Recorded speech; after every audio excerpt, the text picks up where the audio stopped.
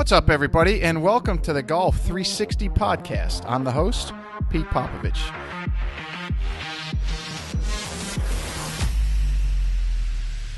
So you may be asking yourself, what is Golf 360? And Golf 360 is a show that was designed to introduce you to people associated with the game of golf to help you improve not only at your game, but also your life. Almost all of our guests are from within the industry in some way, shape, or form, but some of the guests we have are from outside the industry, and it mainly revolves around the business world with a few others scattered in here and there. Now, all of the guests that we have a few things in common. One, they all were highly successful and accomplished in their field. Two, each has something to pass along that will help you in your game and your life. And three, they were all more than willing to give back by passing along the things that they use to help them in their career, and even some of the mistakes that they made so that others don't make them in their journey. So I hope you find listening to them as enjoyable as I did interviewing them, and that each and every one of you benefits from the information that they so willingly and graciously pass along. This podcast is brought to you in part by Just Thrive Probiotic. You may be surprised to learn that your digestive system is the key to creating and maintaining the quality of your physical, mental, and emotional health, and it's one of the body's most essential systems. That's why the majority of nutritionists today highly recommend probiotics as an indispensable nutritional supplement. As a discriminating consumer, you've probably been searching for a probiotic that is proven, potent, and effective, and you found it. Just Thrive is your best choice for maintaining a healthy lifestyle. Just Thrive Probiotic captures the power of hundreds of thousands of years of nature's design with a specialized bacillus strain formulation that guarantees survivability through the stomach and upper digestive system. Supports optimum gut health, digestive health, immune health, and delivers antioxidants. Great for adults, kids, and the whole family. Use promo code GOLF360 at www.thriveprobiotic.com for 10% off your... This podcast is brought to you in part by Old South Golf Links. A short ride across a bridge from Hilton Head Island is one of the area's finest golf courses and a hidden treasure.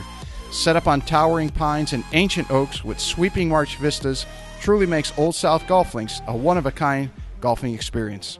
The Clyde Johnson design was named one of the top 10 new public courses when it opened, and it also takes full advantage of the natural beauty of the Low Country. Old South is a fun and unique challenge for golfers of every skill level and a favorite of both locals and visitors. Whether it's your first time here or you're a regular, you'll be treated and feel like family. From the bag drop to check-in at the fully stocked pro shop with both men's and women's apparel, to breakfast or lunch before or after your round, the staff is always ready and willing to help. Experience for yourself why Old South is one of the premier golf courses in the Hilton Head area and why it will quickly become a favorite of yours too. Visit them in person or online at www.oldsouthgolf.com, or to make it tee time, simply call the pro shop at 843-785-5353. All right, it is very, very my pleasure to be here with the tournament director for the RBC Heritage, presented by Boeing, Mr. Steve Wilmot. Steve, thanks for agreeing to come on the show. Thank you. Looking forward to it. So, as we were talking before we just got started, you are just coming off some knee replacement. Oh, yeah. Old age has truly kicked in. Yes, I had a total knee replacement this summer, but it's actually in a funny way, it's helped me with my golf swing. So it's now I know how to swing through a little bit better and front loading, where I was always on the backside. But it's all good. It's all good. I'm not necessarily very smart, or don't listen very well, but I did in this case with the doctor, and it's paid off. Good to be back to an active lifestyle. Absolutely. I mean, it was really. I did have a little. It wasn't necessarily an injury. It was wear and tear over the years, and I had some surgery back at the first of the year, and to fix it, and it was unrepairable. So I had to go through the spring, ironically, to go through the tournament. To get to the surgery over the summer, and I was miserable, but and which affected the quality of life of just from biking, exercising, walking, sleeping, and all those things. But I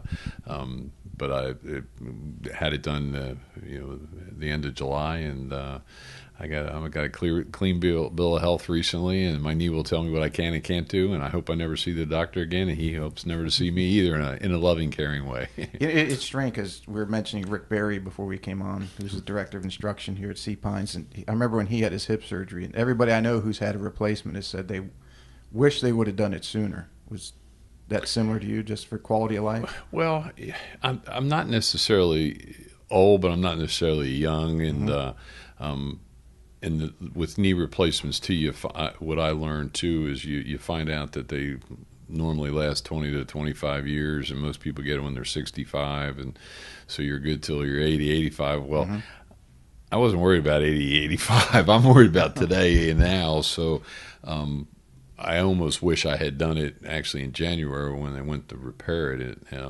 But that's neither here nor there right now. And the doctor and I have talked about that, but I feel much better. I'm glad I did it, and I can do really anything I want. I'm back playing golf. I'm back exercising. I can elliptical and do whatever, bike, whatever I want to, and it's great to have that quality of life back. There's no doubt.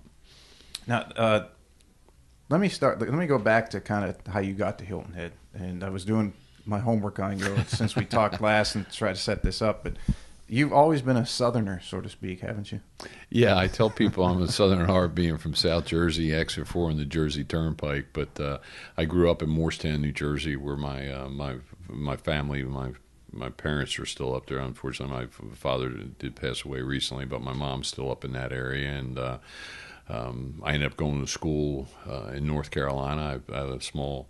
I went and played football actually at Guilford College in Greensboro, North Carolina, and then did a little coaching over at Wake Forest, and then I went to graduate school down in Miami, and then went back home to Philly area, Morristown, and so it's long story short, I was with the Philadelphia Baltimore Stars United States Football League, and we had away games closer than our home games, and we were evicted from Veterans Stadium, and it was one of those things. But I learned a lot from that experience as well, and then actually how some other things came about. I had a friend of mine that's dad had an employment agency in South Jersey, and so I was home, and I ended up being Santa Claus at the biggest mall in South Jersey, and if I didn't take the job with the Carolinas PGA that spring, I would have been the Easter Bunny, and that's a true story. So I kind of I had kids, sitting in my lap, and one, on my knee in one situation, and then I got my master's degree in another, and I was trying to figure things out, but an opportunity presented itself with the Carolinas PGA, and I was not a golfer. It was just my experience in sports, my experience playing college football, my experience in coaching, and then working with the USFL. I had some opportunities, and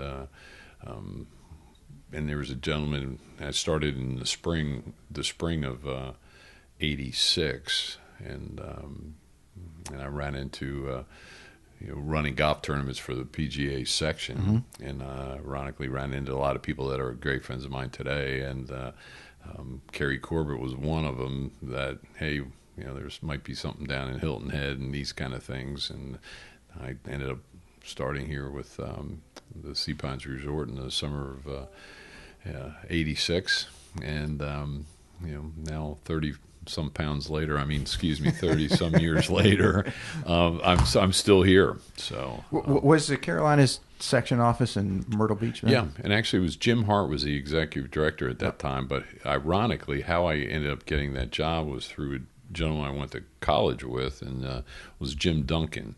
Now Jim Duncan was is a PGA Tour rules official now, and it's interesting to know that I went and I ended up. He reached out to me saying there was an opportunity. He knew I didn't have a golf background, and it was really through Jim Duncan that I ended up getting this job with the section.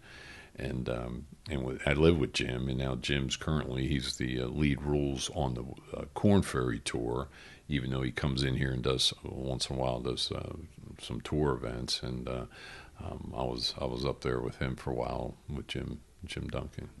So everybody or almost everybody in Hilton Head is from somewhere else. So I mean, you're in Myrtle Beach, but was there any particular attraction to Hilton Head when they approached you? I looked at it. Actually, Sea Pines was going through bankruptcy when I was hired, and I looked at it literally. I thought I'd be here for 10 months, and this will be my 34th tournament coming up. It's one of those things. I looked at it. Okay, it's a little different than Myrtle Beach. It's a different type of golf opportunity. Instead of running around running golf tournaments, you're involved in a golf tournament. Mm-hmm.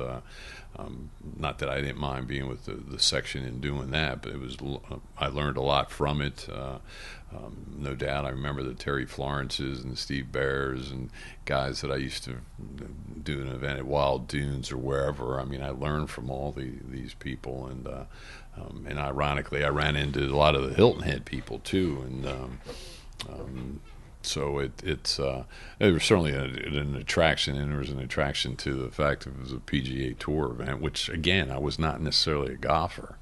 But I was involved in sports management and organization, and that's how it all came about. Do you think your background gave you, looking back, it gave you an advantage that you were looking at it not only from a golfer's perspective, but a broader perspective, and that you had different sporting background that you were able to bring into the golf arena, so to speak? One thing was that I was never. It's interesting because golf. You look at it is really almost like tennis in a way too. It's an individual sport. Yes, there is. You can play doubles, and mm-hmm. Yes, there's some team competitions in golf, and certainly from the, but I always played team sports. So my philosophy around here today is the kind of the no I in team concept. Right. Yes, you have to make decisions and do things, but let's figure it out together. It's just like a football team. And having played football in college, Morgan Hyde, our vice president of operations, I look at him as the defensive coordinator, and Derek Payton, who's our vice president of sales and marketing, I look at him as the offensive coordinator, and I look at Alexis Romero as our special teams coach, and because she works with our the foundation initiatives and all. So I think in a way I did bring a different perspective because I was not a golfer, and mm-hmm. it's just like today. I mean, I get a lot of resumes and people in interest. I like golf. I play golf and I watch ESPN. Well, that really, what do you bring to the table? That's not necessarily what we're looking for. We're looking for, new thoughts, new ideas, and I'm actually, kind of talking all over the place here a little bit. But when I think of our staff here too, 6 of them were interns here at one time, and now they're full-time employees, and because they came in. They brought something and worked hard, and now they're full-time employees. Yeah, Sea Pines has always been good with that. I mean, that's how I got here. Through Ferris State University and the internship program, and I interned here. And you're in Hilton Head, right? I grew up in the Midwest my whole life, and then you come here, and you just, wow, this place is awesome. Yeah. Do I have to go back? Yeah, exactly. And we do every year. We bring in 6 to 7. If not 8 interns.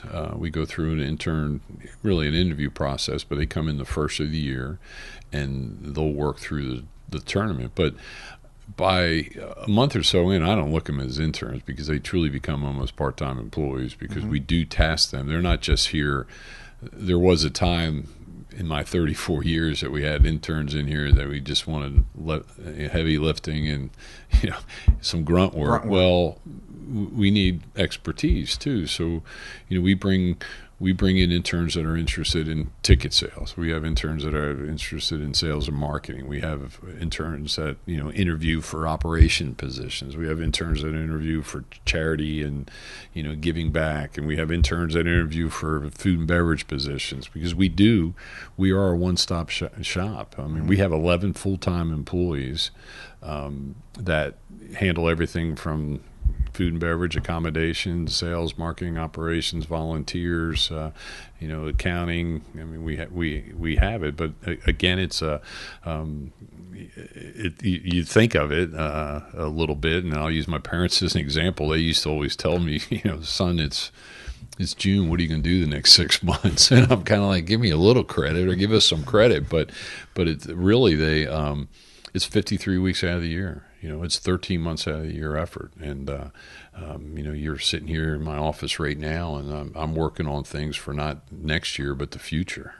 It's not about today, and it's about tomorrow. And, just because you did something away 5 years ago, let alone last year, might have been right, but it doesn't mean it's right now. And, my staff knows, or our team knows that, I don't like hearing, well, when someone says, well, we did it that way last year. Well, did it work?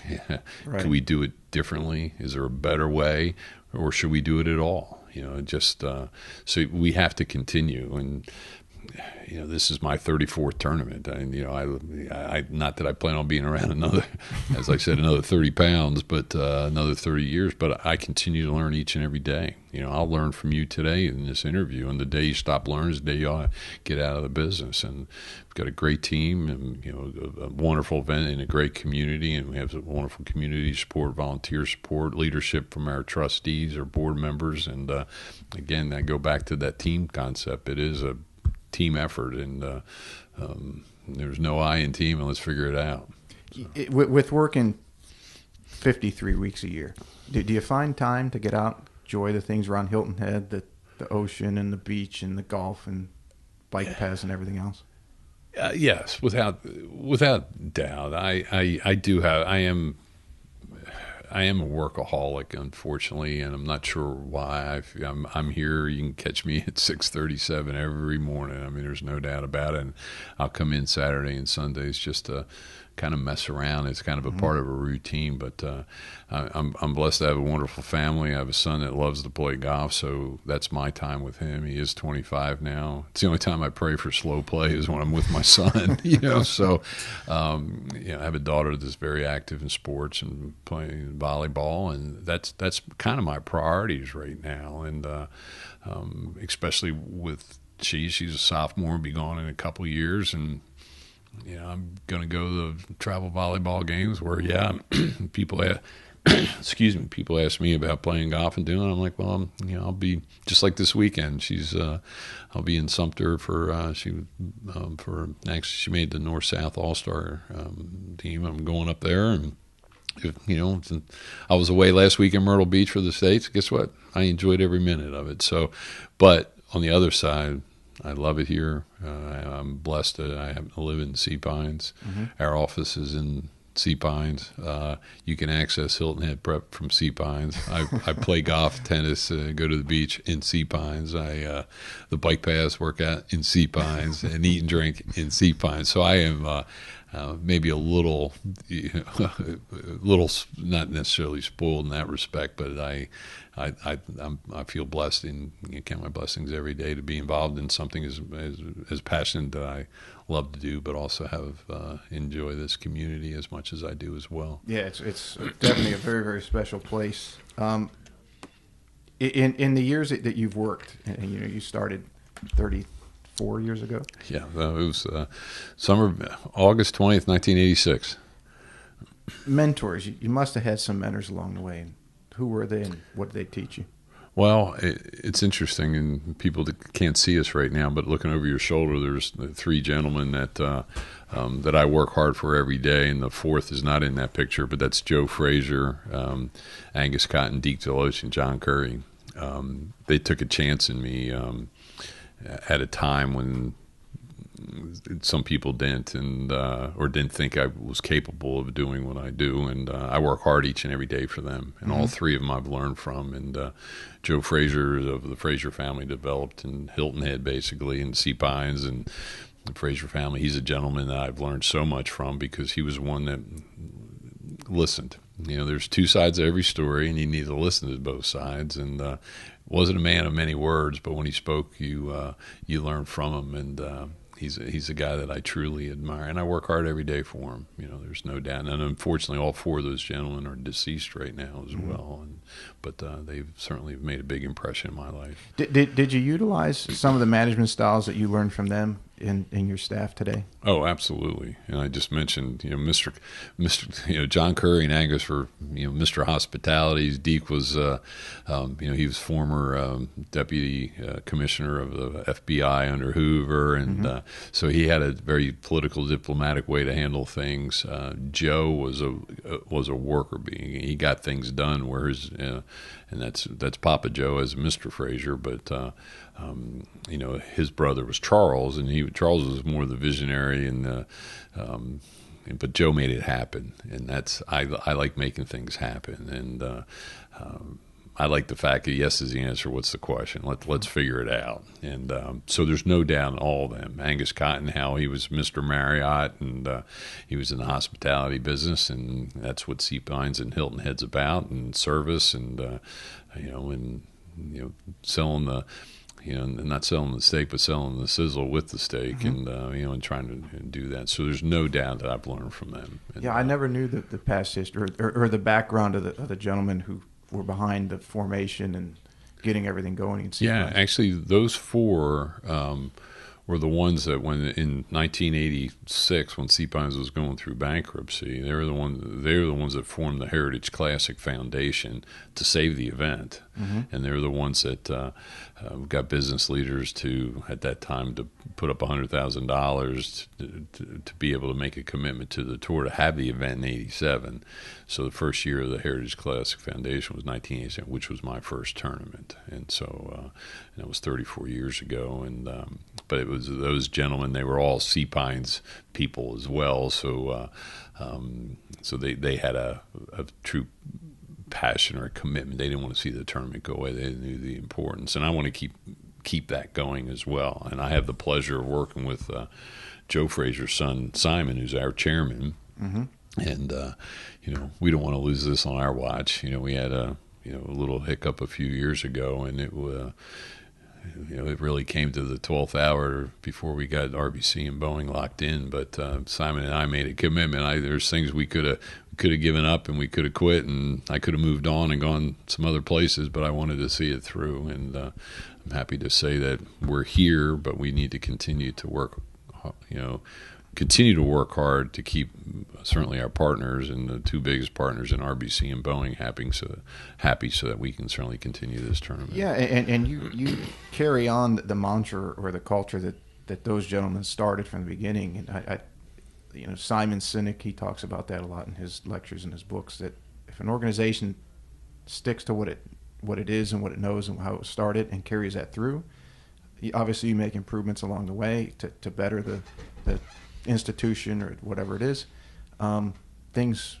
You will attract people of the same, and you guys made a commitment to that, and it's worked out great. Yeah, and the interesting thing about that is you're absolutely right. But even our mission statement, you look at, is almost changing a little bit too. We do what we do for the sake of giving back, and that's the charity component. And that's what the tour's all about. But we've realized, and that is the mission of giving back. But on the other hand, we've realized that there's a $100 million plus economic impact to the community that benefits not just the week of the tournament, and that $100 million is just for the week of the tournament, but there's a year-round economic impact that happens outside of that number that benefits everybody in this community. So what we as a foundation are doing, it's almost because the community's changed a little bit too. And I talk about, unfortunately, the four gentlemen that they're deceased now too. But a lot of people don't know who Joe Frazier is, even though his name's here and there. And you got John Curry's name and here and there, and Deke DeLoach is at the Self Art Center, and Angus Cotton's at TCL. But in the community changing and growing too, the foundation, we need to do a better job of educating the community in the fact that we're not a for-profit event. We do give back. We do take the risk in giving back, but we are the driving force with the economic development or economic impact, but also the charity side too, and scholars and all. So there's still a lot of work ahead of us to educate the new people, and they just think some golf tournament happens and it's a benefit to who, and we're here, it happens, but we're trying to support so many different causes, from charity giving to scholarships, and again, make the economic impact as well. So, what was the best advice you ever received? I mean, again, I look at, I think of Papa Joe. I mean, I can't, from the advice side, is just, I mean, listen. I mean, don't jump the gun on things, and and not that there's two sided. And you're going to lose some, and you're going to win some. But what's best for the tournament? What's best.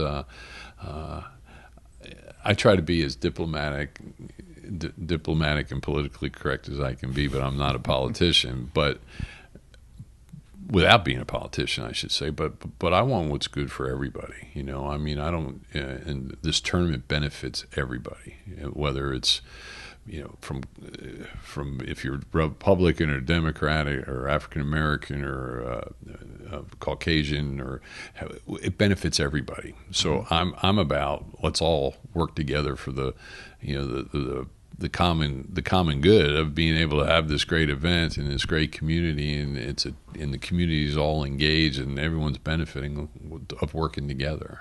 So I don't look at it. It's about me, or it's about the foundation. It's about we and working together. So let's figure it out. So is it true that you are the longest standing tour director on the PGA Tour? It's funny.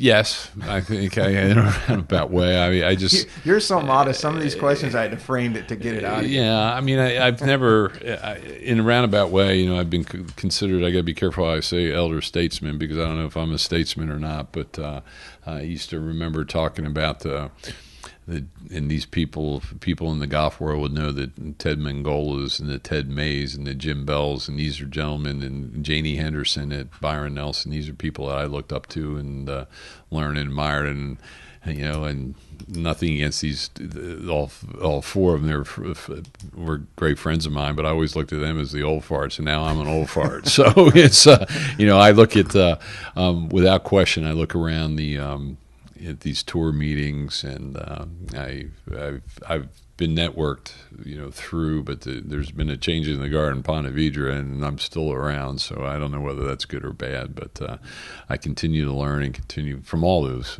events and these people too. But I am I am the longest tenured guy out there. So pretty cool. Testament to your ability and your leadership. Well, and it's not about me. It's about we, and you surround yourself with good people. You listen, and we have great volunteers in this community of Hilton Head Island, and working with the town officials, and I've learned from all of them too the importance of this tournament to this community from them, because if I run into a problem and I need to talk to the sheriff or the head of Beaufort County Schools or our town manager or the mayor, it's always yes is the answer. What's the question? Mm-hmm. And it's okay. Something's going on. You need some help. What do you need? Just like this past year, we had that horrific, or the storm on that Friday that came through. Right. Well, shoot, within 10 minutes of that storm, the town manager Steve Riley had texted me going, "What do you need? What do you want? Mm-hmm. What do you need? Truck? You need equipment? You need chainsaws?" I mean, it was one of those things. Fortunately, it wasn't as bad as we certainly got back to play. Did we lose some tents and some trees and some things? Yes, but that's the mindset of this community about this event, and where I feel blessed again too. We're not competing. This is not just the biggest event here in Beaufort or Hilton Head, Bluffton, Beaufort County. It's the biggest event in South Carolina, and right. Where I look at it too is we're not competing with the NFL or Major League Baseball or the NBA or NHL. I mean, we don't have professional sports in South Carolina, so this is the biggest event. And yes, there's the Volvo Tennis, which is a wonderful event. The BMW Celebrity Pro-Am up in the Corn Ferry event up in Spartanburg, Greenboro mm-hmm. is a wonderful event as well. And so it's I feel fortunate and blessed about it. And and certainly when I go to Columbia and up to Greenville and Spartanburg, people know about it, and that's good for all of us. What's the best part about your job? What do you like the best? people, relationships. But being honest and fulfilling what you do. I mean, it's one thing to sell the event, and we need to sell the event, but you have to service. We have great partners in the likes of the Coca-Colas and Hargraves and Palmetto Electric that have been with us for 50 plus years, but it's because of partnership. It's because they see the benefit, we see the partnership, and all as well. So it's I love it. I mean, I've always said, and I use this to my children at times, but certainly to the interns when I interview them before and after interviews or exit interviews, is I've always said I'd rather make a lot less money doing something I enjoy than make a lot of money doing something I don't. Right. And I feel blessed to be a part of something as special as a PGA Tour event, one of only 46 in the world. To be a part of something in this community with so many people knowing about it, rallying around it, and whether it's the hoteliers, the restaurateurs, the rental companies, the golf courses, they're all a part of the tournament, and catering companies, and I mean, they're all a part, and they all benefit. And so it's great to have those partnerships and relationships. You had mentioned the Heritage is the biggest event in South Carolina, and it's very, I think it always has been. And it's sometimes very difficult to take something that's big and get it to grow. But you guys have done a great job of that. Was going back to the early days in the beginning, was it you set a goal to become X big, or was it let's do what's in front of us and see where it takes us? Which of those, or was it a combination? Or probably a combination. But you kind of, you look at what you have. I mean, we have some incredible limitations, unfortunately, too. But then I look at it as fortunate. We have an incredible venue. We don't. It's through a resort community. We don't have parallel fairways. We have homes everywhere. So you have some challenges in that respect. But then again, that's what makes it so special and unique. I mean, but then with the cost of the events and the purse increases in television, it's changed, but we're limited with what we can do, and I can't put out there another 40 Skyby. We don't have the space, so you have to figure out ways to be creative and added value to your spectators, customers, your clients, whomever, however you want to say, and with what you have. So whether it's food service or wine at 9 or the 19th hole or the Tito's Lounge, these are all things. The beer garden at 15, these are added values to the customer, because we're not going to sell. We're not going to sell another 10,000 tickets. I mean, right. We're limited in parking. We're limited with space. We're a flat golf course. We have limited areas to build bleachers and other additional skyboxes. So we have some limitations. So we have to figure out how we can leverage what we have, and with partners, and try to create some of these new things and all. So it's never ending. It's never ending. We had the only thing we really can do is kind of go up with space. I mean, we don't have parallel. The only parallel fairway we have, as you can say, is 1 and 9, but it's half of 1 and 9, right? And that's it. So to 10 and 15 kind of crisscross, but it's maybe a third of the fairway. Yeah, it's 10 and 16, 16 and it's it's down towards really the 10 tee and 16 green, but. You have some limitations, but that's also what makes it unique. How many people can sit on their deck and go watch golf and then go back and chill out at their house or home and then go back. I mean, a lot of these other places, one way in, one way out, and you're there and you experience golf. And but I commend the efforts of all the tournaments out there too. I mean, there was a few years back or several years ago, some events were maybe run operationally a little better than others and all, but everybody does a great job out there now. So, and not that everyone's trying to outdo each other. Basically, for the good of the tour, we try to complement each other so that we can grow the game as well. And meetings that we have, and and other tournament directors and our sales guys talking to other sales, it's best practices. If Farmers in San Diego is doing something that's pretty neat and we use it, it's not going to hurt them. It's only going to help us and help the game. And if there's something that we do that, you know, AT&T Byron Nelson would like to, you know, says, hey, that's a great idea, I like to use that, it's not going to hurt us, it's going to help, and hopefully it's beneficial. So there's so many great people out there doing so many wonderful things, and you know, such as ourselves here with the foundation. But you know, I really the tours, it's a pretty special place.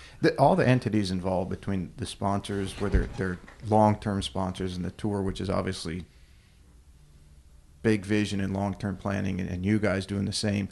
Is there any in today's society of that, what have you done for me lately, or someone wants it now, or maybe somebody new coming up in one of those organizations pushes you guys to do something this year, or, you know? Well, I mean, sometimes there is the pressure of, you know, I'll use the purse as an example. You know, we're contractually obligated to raise the purse $200,000 every year, and 150 of the 200 is the responsibility of the foundation. So, with us, we also have one of the highest renewal rates on the PGA Tour, and it's roughly 90%. So, you know, we easily, that 10% is about $200,000. We have to find $200,000. So every year we have to find $400,000 of new business. That's new business, not renewal business, new business. So it kind of maybe doesn't answer your question, but we certainly have a partnership with RBC, who handles the TV.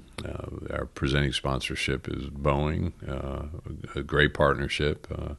In going through the exercise we did a few years ago when we were trying to find a title sponsor, you know, the tour continued to say, you want one sponsor, you want one sponsor, you want one sponsor. And my attitude is 2 sponsors better than no sponsors. Right. So, but working with them as hard as we did, and we were able to pull this together. But then we have a facility use agreement with the resort. This tournament needs to be at Harbortown. Harbortown knows they need the tournament too, and it wouldn't be the same anywhere else. But so there's that agreement, and then we do have an agreement with the town as well, and you know, and then obviously with the tour and television. But so there's a lot of moving parts that happen. But again, it's, you know, we want to keep things fresh. I mean, yesterday, I'm not sure when this is. Yeah, it'll go out all over. Yeah, but yesterday we had a conference call with RBC just to talk about things, and you know what we're trying to do for all our partners is keep things fresh, keep things new, keep things, you know, just don't want to do the same old. Right. And for the sake of RBC, I'll use them as an example here. I mean, we want them to continue for, you know, another 10 years, and that's what we're working on. We're working on an extension and trying to figure some of those things out because we want them around. We don't want any of our partners to go, well, you know, been there, done that, you know, time to maybe not do it or go somewhere else. And we want them here. We feel we have something very special and unique to offer, and we have some wonderful restaurants and golf courses and you know, hotels and all too. So we're trying to keep things fresh. And as you can see, the commitment that Sea Pines has to this tournament too is tremendous. You know, they really have made a huge investment in the resort on a year-round basis, but it has helped us from the locker room, clubhouse, and the other facilities as well. So, what's some of the biggest misunderstandings or misperceptions about the tournament? Well, I think one thing is a part of this education process of us too. I mean, people just take for granted the tournament is going to be just shows up every year. Just shows up and it happens, and you know, and people make money and all these kind of things. Well, the interesting thing is, it's true, and I talk about the $100 million impact, and this is a tough answer or so too. But everybody's making money, but the Heritage Classic Foundation, and that's how we're looking at our business a lot differently now. I mean, there is a huge benefit that this community is getting from everyone being here. It's a destination event, and that's why the economic impact is bigger than some tournaments because, there's a lot of tournaments. People wake up in their bed and have breakfast at home, and they drive to the tournament, and they hang out for 4 or 5 hours, and then they go home and they have dinner at home, and they're in there. Right. Here, it's RBC's bringing in guests, and Boeing's bringing in guests, and Coca-Cola's bringing in guests, and it's a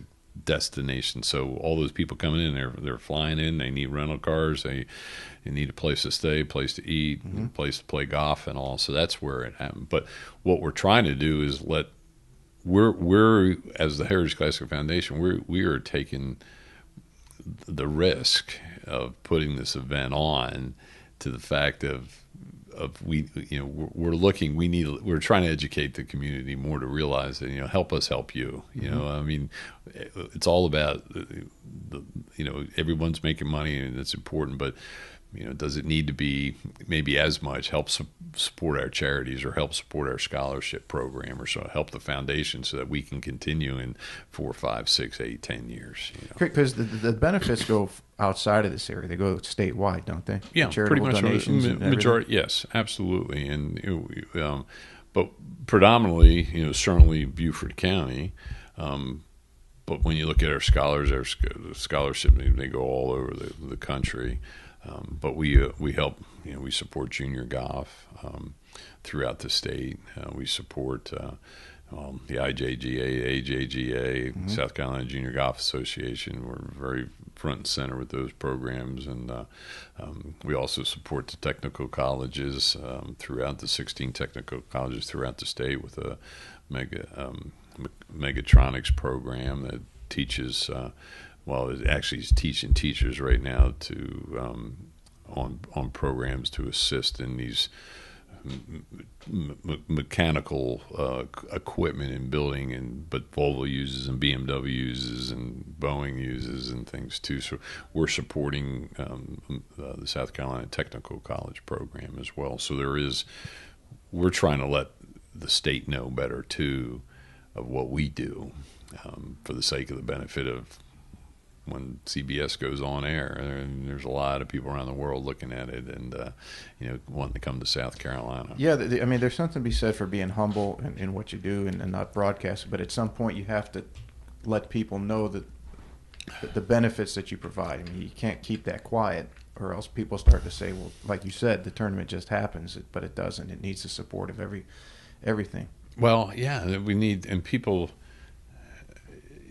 People at times they tell us, well, so how much, how much am I getting paid and when am I getting paid? It's there's almost been an entitlement that some feel that they've been around in here, and we're just going to give you money to pick up, be a part of the ecology or be a concessionaire or however.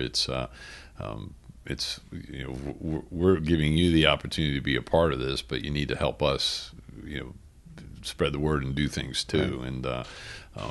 And it's an education problem. We're going through that. We're looking at the way we do our food and beverage right now, how we do concessions.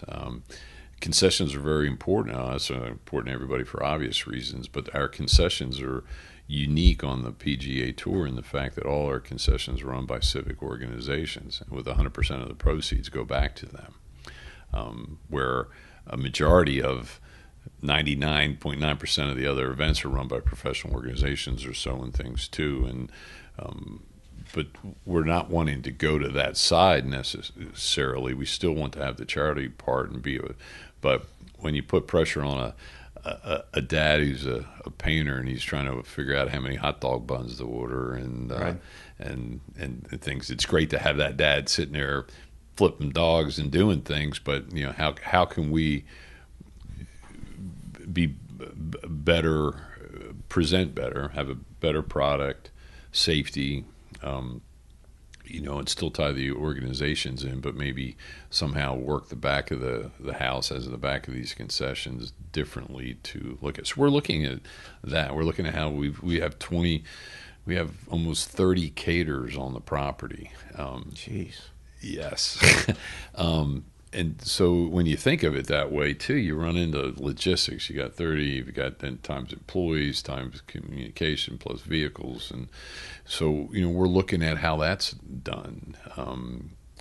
And it's one of those one of the things that you sit here and you can kind of go, "Gee, Steve, what the heck you been doing over the years?" But history's good, but history's bad in a way. And I'll use the example of all those years. You think about how we parked everybody in Sea Pines, right? Everybody in Sea Pines, everybody. We were having problems parking on the sides of the road, roads, and it was a mess, and nothing was done. And we had that terrible storm, and we lost all our parking. We moved it out.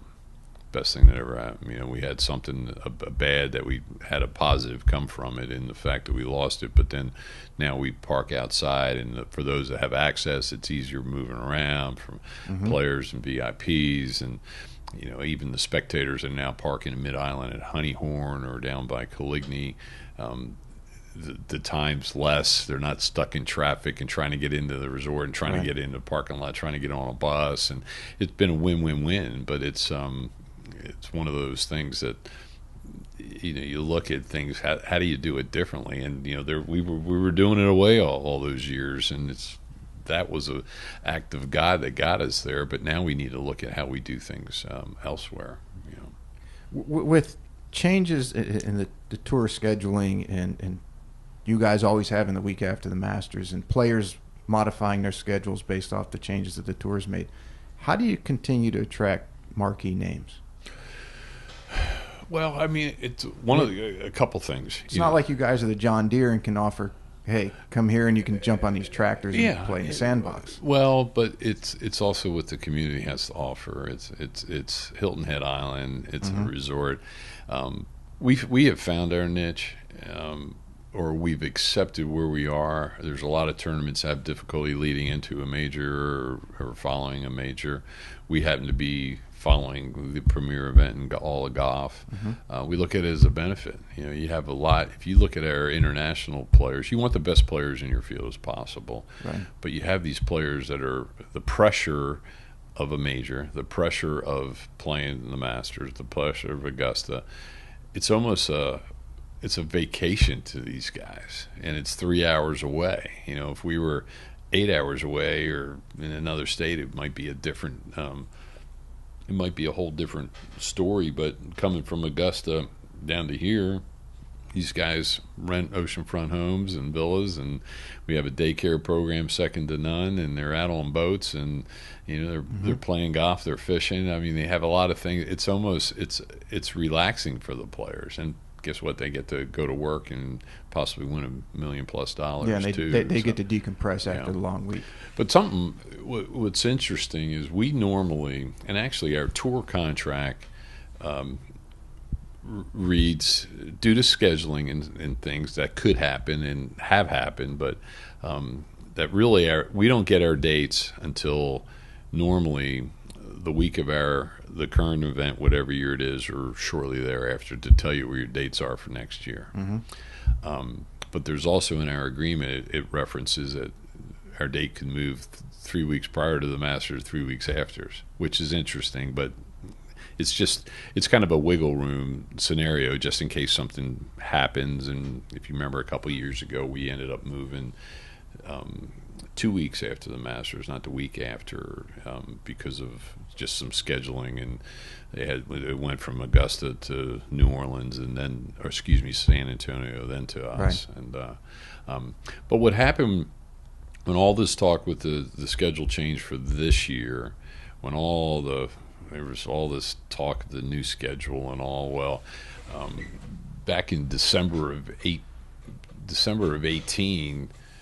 I asked the tour, because I was asked by actually Beaufort County Schools, because they schedule around the heritage and some things, and the schools all around here do, which is great. We were asked by them, do you know the dates for 2019? And I'm like, well, to be honest with you, we don't. We usually don't get them till the tournament or thereafter, but there is all this talk of things. But I figured, and this was like January of 18, and so I went to the tour and I said, by the way, we're being asked, do you happen to have our dates for 2019? Within 5 minutes, I get a response going, these are your dates and all. I'm like, that's kind of odd. And I'm like, because with everything going on and the change of the PGA and just the whole schedule and some of the thoughts in the FedEx Cup being condensed and the moving of some events. And I went back to the tour and said, hey, so am I okay to run with these dates for 2019? And, you know, I mean, and they said, absolutely, but just don't tell the other 20 events that don't know their dates. So my point is with that long story, is the fact that we knew that's where we are. Mm-hmm. We knew that it wasn't a possibility where you need to be. We fit on the tour schedule the week after the Masters, and there's a connection. Fit. The tour's got to see it, and they have, and CBS, and there's a lot of things. Spring golf kicks off, you know, really, you know, Masters kind of sets the tone for that long run, and but that's really made me realize that, okay, you know, this is where we need to be. This is where we are now. Do we lose some players? Absolutely, but do we also gain a lot of the internet? When you had Justin Hardy and Tommy Fleetwood and Francisco Molinari and I'm drawing Matt Fitzpatrick. I mean, there's a lot of top 50 players in the world that were here this year. It was incredible, and it was a lot to do with, hey, I'm over, and I've been told, like Tommy, he's like, I've been hearing about Hilton Head. I need to come to Hilton Head. So it's the best marketing. You know, the players are telling other players you need to play Hilton Head because it's. And that's what happened. You know, unfortunately, it was the players that helped back in 2011, and when we lost our previous title sponsor after the 2010 event, and 11 we went on our own with some support from the county and the town, and us into our reserves and some other things. But when RBC, the best thing that could have happened is, you know, a lot of times you say you have no control over players, you have no control over Mother Nature.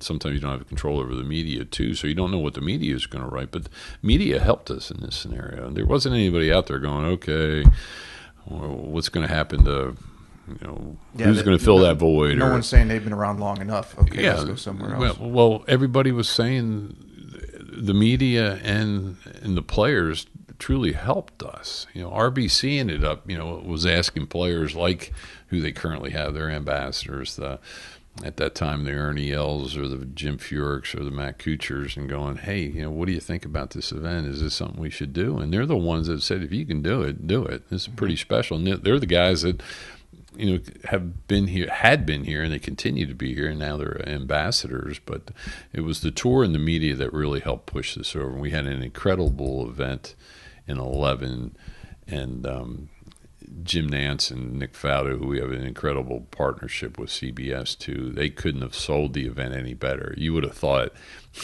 we had this marketing play on payroll for sure, but they really helped us, and there were some things mentioned in the broadcast. If you're looking at events, and, you know, hey, you know, they're in it this year. You know, if anybody out there, and to be honest with you, the tour would tell you too, is that the weeks after the event, the phone really rang off the hook, in the fact that, you know, there was a lot more interest, and but then we ended up working a wonderful deal with RBC, and they've been great partners, and you know, it's been a pleasure working with them. And of course, Boeing, South Carolina, is fully engaged too, and that's been great as well. So, after 30 plus years of doing this, what motivates you? I mean, what gets you out of bed at 6 o'clock in the morning to come in here before anybody else? I'm in here at 6. Yeah, don't think my wife will attest to that. It's just doing things better. I'm not one to sit back and, okay, you know, the tournament's going to come up, and we'll, you know, get tickets. You know, what can we do to be ahead of the curve, be ahead of the game? You know, how can we, you know, and let's listen. You know, and just, you know, the volunteers, they have some thoughts about things. Listen to them. They're the ones out there in the trenches. You know, they're the ones that are, you know, supporting our efforts. And, you know, let's listen. Our sponsors, you know, what do they, you know, what do they need? You know, what can make them better with this? Why? You know, how can we help their partnership instead of just saying, here, buy 40 tickets and have a good time? You know, is there a way that we can help them through the process? You know, I need to go back to our volunteers too. When you have 1,200 plus, and if you take the concessionaires, we have 2,000 volunteers out there, and if you had to give $1 an hour to the time for we wouldn't give anything to charity. And we're facilitating $3 million this year. We've facilitated over $43 million since the beginning of the foundation, and that's a due part to the efforts of the volunteers, but then obviously all the we're able to give back because of all the great partnerships that we have, and we have one of the highest renewal rates on the tour, and that's due to the fact that we sell the event as a special event, but we also service it, that they feel that they're a part of it. What's a typical day like?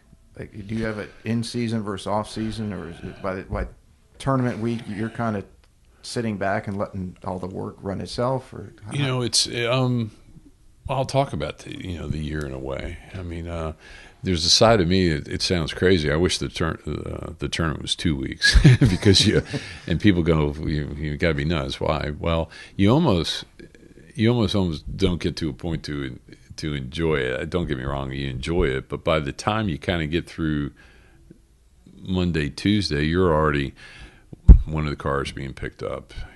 Once the bleachers come down, you got to schedule the electricians. You got the tent companies. You've got rope and stake. You've got golfers going to start playing. So there's a lot of things that happen. Now we have got an incredible operations staff to do that, but we're also, the weekend, when I say 53 weeks out of the year, if not 13 months out of the year, but the week of our tournament, we're selling and negotiating for the following year and the following year.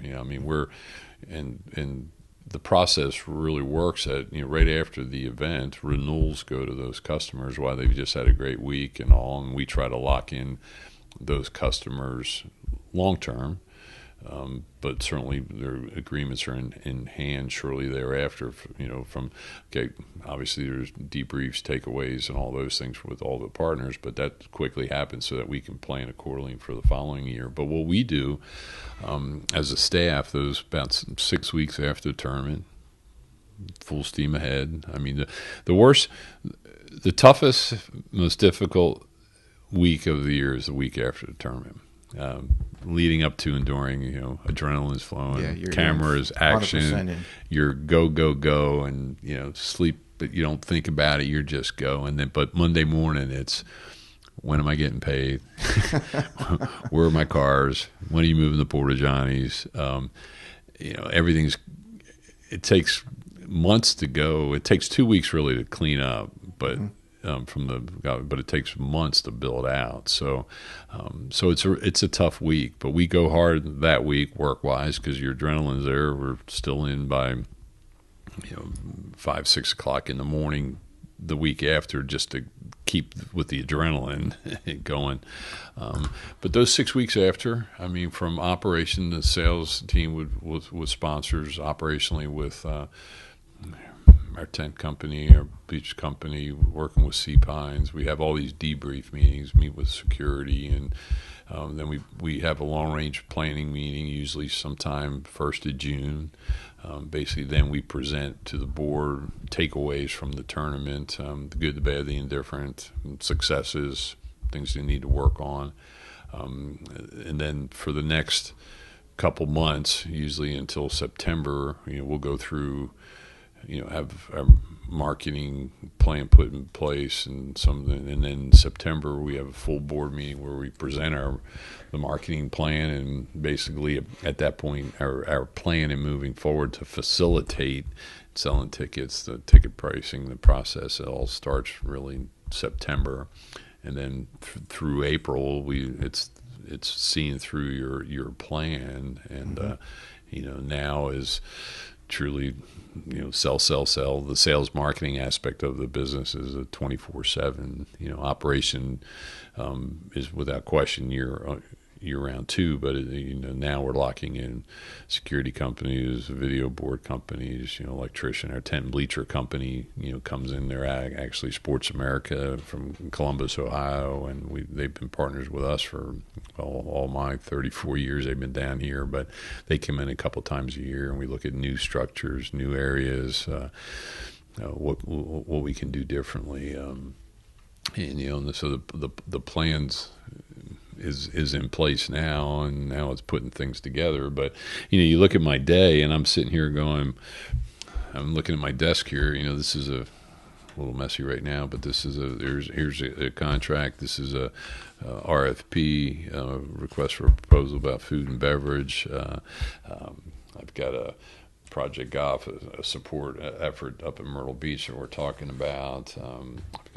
We have the tour meetings coming up here soon, and that's what I love. I think you can sense what I love about the job is it's something different, and it's not each and every day. Mm-hmm. I mean, yes, I could sit here and say that I'm working on extension with RBC and Boeing, and that's something constant, but our organization is involved in food and beverage. We're involved in catering. We're involved in volunteers, operations, and so it's not 9 to 5. No, it doesn't sound like it. But it's not 9 to 5 in the fact that it's the same old every day. And it's something different, and and to be able to. And that's what I think energizes me too, knowing that I'm not just sitting here doing the same thing every day. It's something different. But at the end of the day too, is I realize how important this event is to this community, to the state, to the PGA Tour, to these golfers, to the world. So I feel blessed to be a part of that, and I don't want to take that for granted, and I don't want it to. Be past. The day you're content is the day you get past, and I want to continue to move onward. The reach that it has, I didn't realize it until, was it a couple years ago that there was I don't remember who it was, but it was a son or nephew of a sultan or somebody came here because they had heard about it, and then they had said that they wanted to rent out the entire Harbortown Inn for the following year, and somebody had to tell him, no, we can't do that. That kind of speaks to the I don't know the specifics. I don't know if you had heard that or. Well, there's some. Well, it was a different time of year. They might have. It did happen, and he did rent the inn out. But that was kind of a seapine at another time of year. But we have. We're in the process of negotiating with an international company that actually travels around to events each year as their big.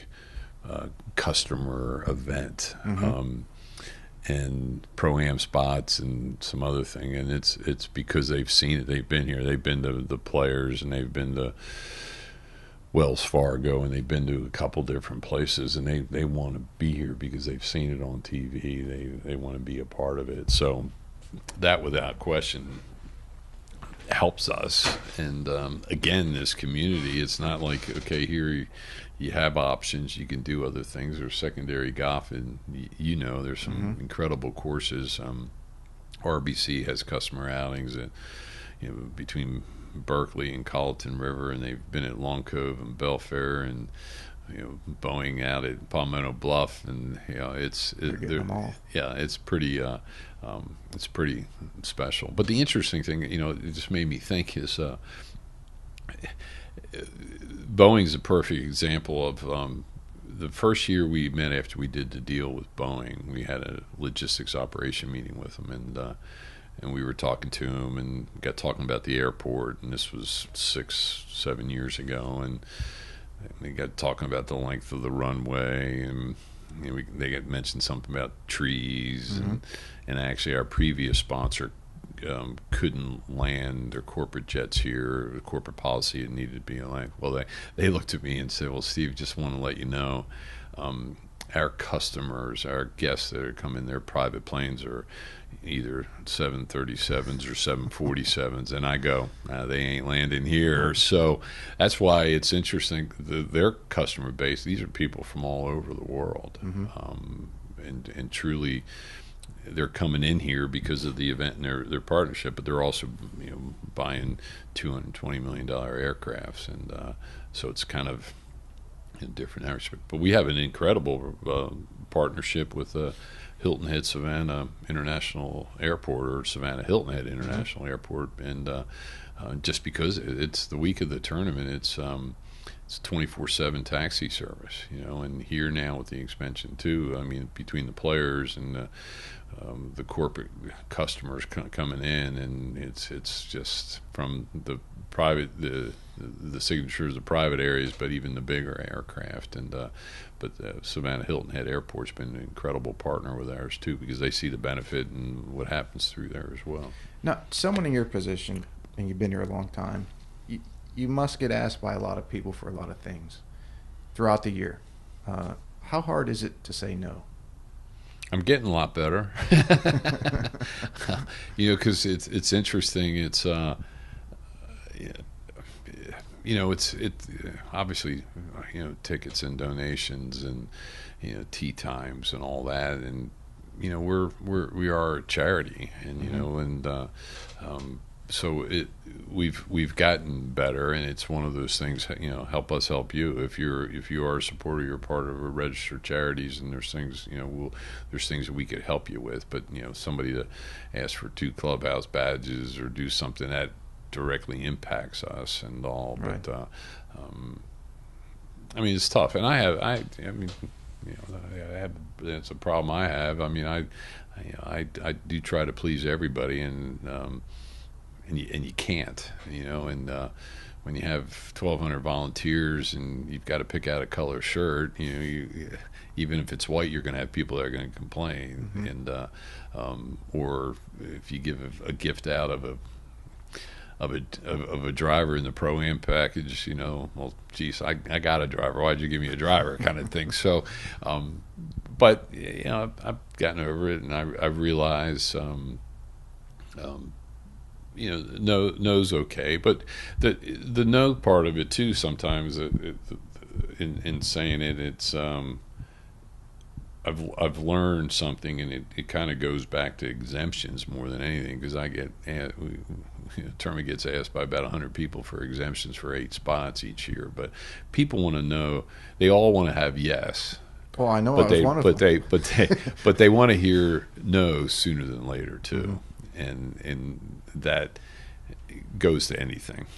If somebody asks for, hey, just sorry, can't do it, and instead of dragging it, just like a sponsor exemption, hey, I'll put you on a list and I'll get back to you. Well, you know what? If they're not gonna get it, go ahead and just tell them no. So right. I've learned in that respect. But yeah, because they're trying to set their schedule. Yeah, right. Yeah, and other options. If they're sitting here, they want to play here, but they could be in the Corn Ferry, or maybe they play somewhere else. I mean, we're talking about the exemption side of it, but we are a limited field, 132 players, and we have 8 exemptions, 4 unrestricted. It can go to anybody. You have 2 that are restricted to members of the PGA Tour, and then you have 2 that come from which is now the Corn Ferry / Q school kind of scenario from right. there. So, but these guys are looking for playing opportunities, and so we continue to I mean, that's probably if you were going to ask what's the toughest part of the job, I mean, really exemptions are probably one of the toughest, because so many guys are worthy, and you realize that you're giving a guy an opportunity it's his livelihood, but you also, by giving him an exemption, or awarding him an exemption, as I refer to it at times, you're giving them an opportunity to make over $1 million. Right. So it's kind of if you're in, you're not in, and who's going to help you, who's not. I mean, it's a tough. There might be a great person from Southern California, but how's that going to help us here? But could it be somebody from South Carolina or Clemson, or somebody that you look at those things. Is there a little local flavor? Is there something to help us tickets or awareness, or marketing and things too? So that's probably one of the toughest parts, if not. Yeah, I can attest to that. And I do not envy your position in that, because I remember how bad when I ran into you the year that I applied for one in the parking lot at Harbortown. It looked like your dog had just gotten hit by a car when you told me I didn't get the exemption. You took that to heart, and see the anguish and so in your face was like. Well, and I realized, but I'm also I'm one not to run. If somebody calls me, I'm going to call them back, and I've realized, and it's I don't table it or I don't call them back, I take it personal because you're telling somebody, and 99.9% of the guys just like yourself get it and understand. But there's always the other, like, wait a minute, what do you mean? I've played there before. Or why are you giving it to somebody else or however? And but I do take it personally at times, but most of the guys understand, and the bottom line is play better. So I'm not saying necessarily yourself at that time, but it gets to that point going, hey, you've asked me for 4 years in a row, so what's that tell you? So right. What surprises you most about running a PGA Tour event? Surprise you most? I mean, just people working together. I love. I get back to that team side, but I sit there in the parking lot, and here you mentioned parking lot, and I look over and, and I see there's a trailer company. Okay, we had to hire a trailer, but then we had to hook it up with power, and then we had to get electrician, but then you have a cable guy, so you have, the Spectrum, and then you have a landscaper put plans, so you got a landscaper, and then you have, the sign company that puts signs on the thing. So all these moving, it's pretty amazing, and for people that don't see it, they just they show up at the finished product. I mean, it's pretty amazing to see 2 weeks prior to the event, or you go down there now and not see anything, and then you go down there in the end of March, and you're like, oh my goodness. And I mean, there's a rush and a thrill to that. I came up in the ops side of the business, and really, and I like seeing stuff get done and happen. Now the ops guys want me to stay away and get out of the business. Like, oh gosh, here comes Wilmot. What's his thoughts? And but I know every inch of that golf course and every nook and cranny. And I'll sit there, and the sales guys might talk, and I might go, well, what do you think of the left side of 14 down there by where the the ball washer is? What if we put? I mean, it's that's what excites me too, being able to throw out some ideas. Some are good, or thoughts, or didn't think of that, and but we it's not just me, and it's not just about me. It's about we as a team, and getting together. So let me ask you, going back, you had touched on it earlier, but the downtime when you were without a title sponsor and the economy was really struggling. Can you speak to some of the challenges that you guys had and how you directed and overcame that? Well, I could tell you, it's I learned a lot. It was a scary time. I mean, it really on the was. island and for the tournament and everything. Oh, and people don't know. I mean, it was the 12th hour. I mean, at that on 10 was the last year of our previous sponsor, and 11 we did it on our own. And when that broadcast went off after the 11. I didn't know whether we'd be even back the following year. The thing that I learned a lot about, first and foremost, about the tournament, but also a lot about myself personally and professionally too, because I kind of took for granted, prior to that, things were, no pun intended, a little fat and happy, and we're giving money away to charity. Everything's great, and we're Hilton Head Island and all of a sudden, we thought it was going to be easy. I mean, I honestly thought it was going to be easy and we'll get a sponsor next week kind of thing. Well, I was about, it was almost 2 years from the time when our previous sponsor said they're not renewing to finding, and it was not easy. And worked extremely close with the tour, traveled, visited many different partners. Many came in here. And I'll never forget being up in...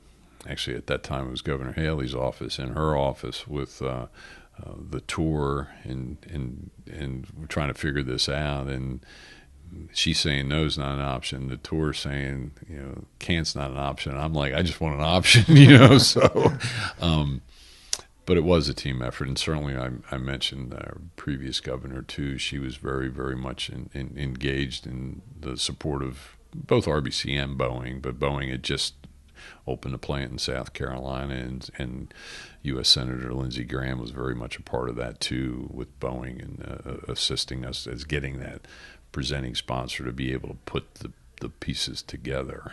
It's amazing what can happen when a group of people get together and say can't or no is not an option, or this list of things is not an option. You know, I interviewed Randy Soma, was the president of Johnson Controls International worldwide, and when his reign, he took the company. I think it was from something like 800 million to 20 billion.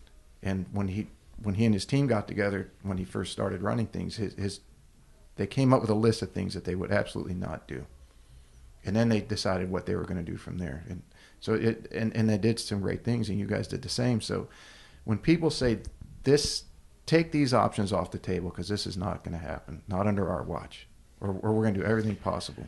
Well, you can do some great things. Yeah, absolutely. And and when I mentioned that, I learned a lot about ourselves, myself, and the tournament. There was a take for granted. It's just like I mentioned earlier about entitlement and feeling I'm a part of the tournament. I just assumed everybody knew about the tournament. Well, I think the whole economy, everybody in the country had the same thought process. Like, this can't happen to us. Yeah. And it was interesting. And it from the bad came a lot of positive because I ended up working Columbia pretty hard up there. You know, not that we were looking for, not that we're looking for state funding, but we're looking for support, as their businesses, as their companies. In this case, they helped us with Boeing. I mean, we didn't want to get into, we never talked taxes or any of those kind of things. We're like, okay, just network. But what happened was, I just assumed everybody up there was kind of knew what was going on down here and was a part of it. But, they really didn't know much about the foundation, really didn't know much about a lot of the things. So it was good for us. And actually, we branched out the foundation at that time, too. I had a couple great friends that I had gotten to know that were with South Carolina Golf Association, and Doug Smith, who's a great player in his own. He was a Wofford grad. He's a lawyer up in Spartanburg. And then Charlie Roundtree. And Charlie's was very involved in junior golf and works in the Columbia area and all. And we ended up asking them. They basically held my hand up in Columbia, and I came out of a lot of meetings and from them, and they looked at me going, you don't know what happened at that meeting. I'm like, heck no. And they go, don't you worry. You worry about the tournament. We'll figure it out on this end. But both of those gentlemen are now trustees of the Heritage Classic Foundation, and I think for 10 years now, both of them have been. But they helped me work the hallways up there in Columbia and just let people know about the tournament, the importance, and getting with the PRT and the Department of Commerce and getting in front of those people. Where in years past we just kind of went on and were kind of content and fat and happy, and that's when you realize that's when you're going to get in a little trouble. So from something negative, a lot of positive certainly came from it. With so many great things that this tournament, this event produces, what would be some of the memories that stand out the most? Or can you even put them into? Well, it's tough. People always ask me at times, what do you remember or what don't? I mean, I have, and I'm actually looking at a picture there too of a guy I get chill bumps right now because it was just the anniversary of his death, but spending time with a guy with Payne Stewart. And when I think of Harbortown, I do think of Payne Stewart and him winning, but he was certainly a good friend. He used to come out and hide in the trailer, and then we'd go out at night or so, and it's the relationships again. I mean, I look at my first win was Davis Love's first win on the PGA Tour. And now he's going to be on the CBS. Yeah, our careers have gone a little differently. He's made a few more dollars than me, but I went to his birthday is April 13th. I mean, it always happens to be tournament time, and I've had the pleasure of going to a surprise birthday party with for him and and others guys, and so he's become a good friend. But it's funny for us to sit there and we talk about getting started. Kind of my first tournament was '87. And how the careers, but now now he's a grandfather and Champions Tour and CBS, but he's one of the great guys. There's no doubt. Didn't his wife get him the Orange County Choppers? Didn't she? That was the surprise prize. Right? Yeah, it was at. I just drew a blank. It was Not that matters where. Yeah, but that was the year. That was the year and things too. So, but there's it's certainly the relationships. I'll never forget the year Tiger Woods was here, and Tiger, the tour wanted him to have a parking place as close to the clubhouse as could be, for the sake of safety and security and things, and but they didn't want to put his name on the parking place. Right. So they decided to put reserve for Steve Wilmot on it, and I got more grief that year going, oh, yeah, okay, tournament, right? You got to have the spot right next to the clubhouse. And I couldn't tell them it wasn't me, but yeah, I'm like, no, it wasn't me. But, yeah, I mean, there's funny things with, John Daly over the years, and, yeah, I mean, there's been some great memories, and there's too many, and but there's also been some great friends of mine through the likes of our sponsors and Coca-Cola and the Hargraves and the Palmetto. Like, there's just some good people that I've had the pleasure of meeting, and that's means more to me than anything, and so that's pretty cool, and plenty more, I'm sure, that in years to come. Yeah, well, I hope so. I mean, I do have a sophomore in high school, so I know. But no, I love the work. I don't know what I'd do without it, to be honest with you. And and certainly those. Back in 10 and 11, my family did ask me, okay, what happens if the tournament does go away? And I had some opportunities to go, to leave, but I didn't want to lose. I didn't want to jump ship, and I didn't want to lose it on my watch. But I'm also want to continue to see it grow. Yeah, it seems like most of the institutions around nowadays have always had their tests. When interviewing Mike Harmon, he had talked about similar with secession, and how that they closed the doors for, I think, 3 or 4 months, and he stayed on. He told his wife he believed in what the club stood for, and he wanted to be a part of that. You guys are the same, and that time you experienced the same, but we're all glad that you guys both stuck around. Well, I people don't realize, and that's why Simon Fraser should get a lot more credit than he does, because he's been around here and he's very passionate about it. But he and I had spent a lot of time together, and we both didn't want to lose it on our watch. But your point's well taken. What even Mike talked about. You learn from all experiences, but you learn more from difficult and tough ones. And it's made me a better person. Personally and professionally, and it's made the tournament better, knowing that we've hit some tough patches, and you can't be content, and you can't sit back on your laurels, and you've got to continue to go forward and continue to look ahead. Well, I'm going to pump you up a little bit here, but speaking of going forward, and again doing some homework on you, is you're currently on the PGA Tour Advisory Council, vice chairman, right? Something that maybe not even the locals might not know about, because you don't ever advertise anything. And you're slated to be chairman this year, is that right? Yes, I am chairman of the Tournament Advisory Council. I've been vice chair the last 2 years, and in November will be the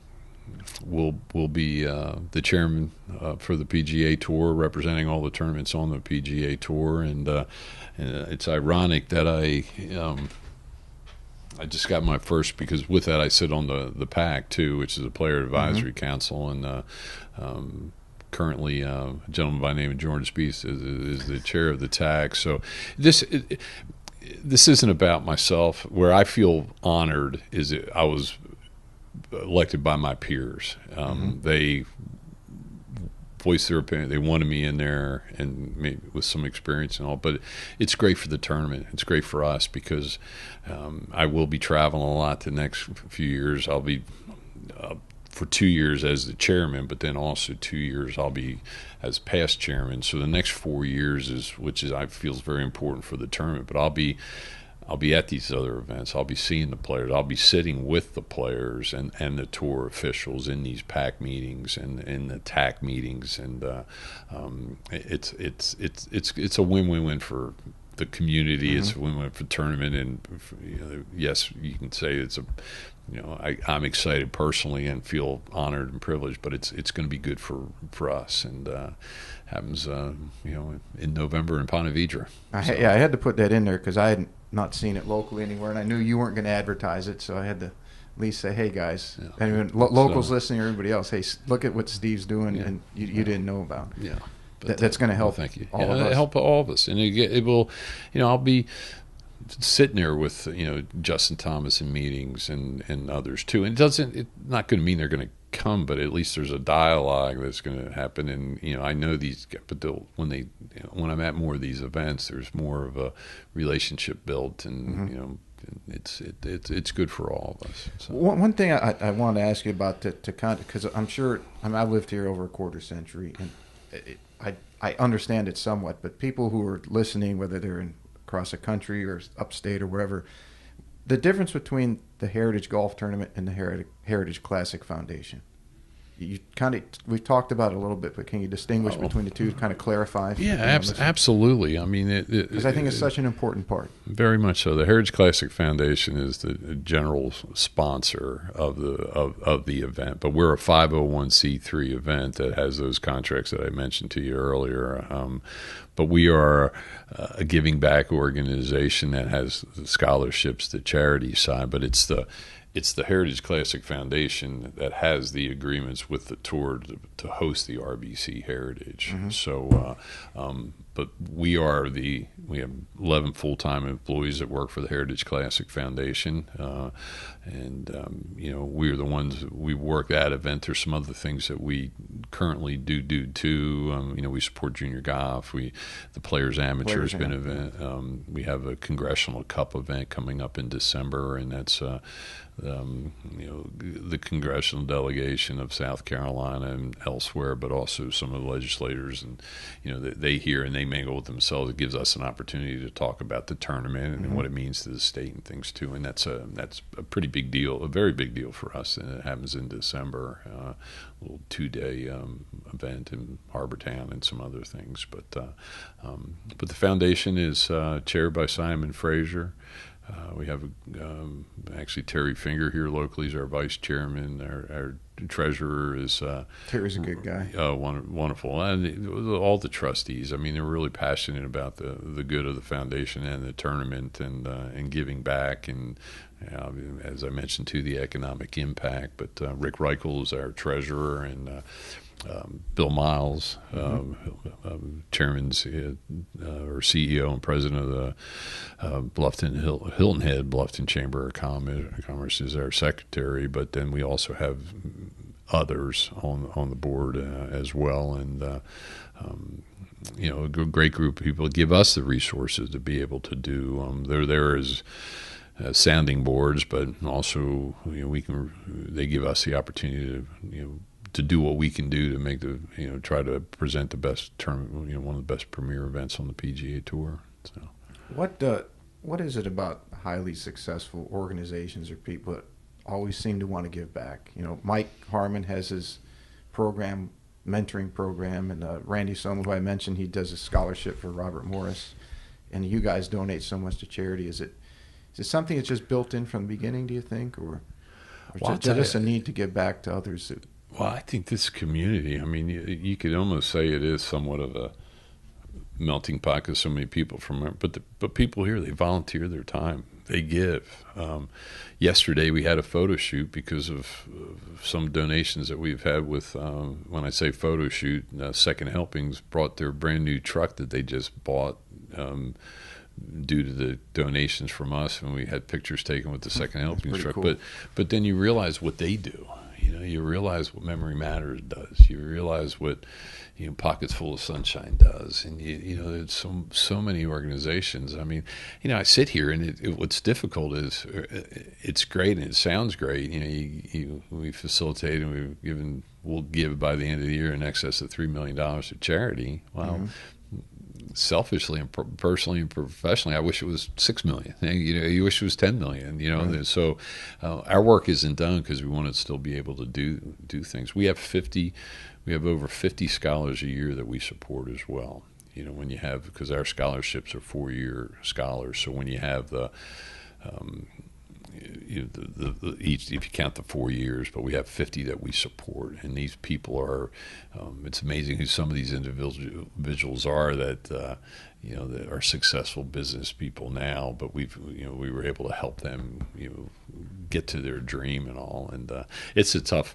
That's one thing I say here too. We have a scholar committee and we have a charities committee, and we as the Heritage Classical Foundation, the tournament staff, we're responsible for raising the money and not necessarily giving away. And it ain't easy giving it away. There are so many wonderful students. There's so many wonderful charitable groups and causes and efforts that it's not easy. But we're blessed to be in an incredible community that gives back. Whether it's their time or monetarily too. Mm-hmm. You obviously have a lot of help running such a major event like this, and it wouldn't be successful this long without very good leadership. And you mentioned the mentors you had, but you are the leader. You take the good with the bad. So a lot of the success goes to your leadership. What are some of your ideas or theories on leadership and how you develop trust amongst staff, employees, and the volunteers with so many? I mean, because I've been here a long time, and I have not ever heard anyone say anything bad about you. It's always so complimentary. And well, I mean, you develop trust. I don't know if you have a theory or if it's just the way you do things, and it happened, but you're obviously very good at it. Well, thank you. First and foremost. I mean, and I've never. I guess you lead by example too, and I think the staff knows.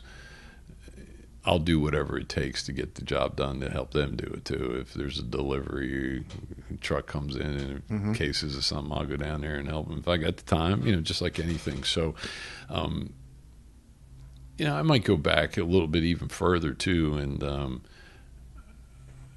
you obviously you're in the sales business, but you have to service too. So you just don't.